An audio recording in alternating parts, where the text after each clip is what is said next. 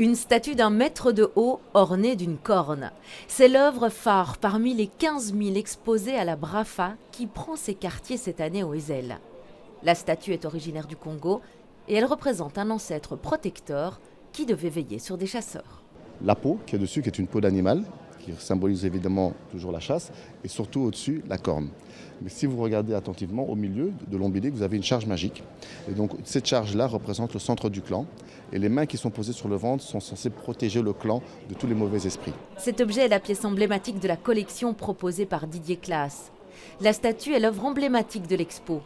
Le galériste bruxellois en est déjà à sa 21e participation et pour lui, pas de doute, Bruxelles rime avec art. Bruxelles reste la capitale de l'Europe.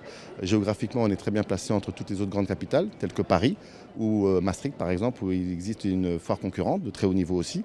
Donc ce qui fait que le public finalement est presque à un passage obligé par la capitale. À quelques pas de là se trouve Thomas Depré, galeriste depuis 8 ans. C'est sa toute première participation à la Brafa. Habituellement, il exerce sur rendez-vous. Il espère, avec cette foire, augmenter son chiffre d'affaires de 25%. La semaine n'a pas été de tout repos. Nous sommes en train de travailler. C'est du matin au soir, monter le stand, etc.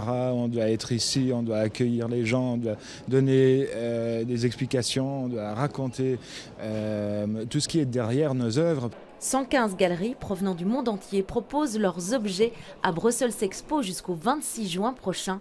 Des œuvres de l'archéologie à l'art contemporain à se procurer ou tout simplement à admirer.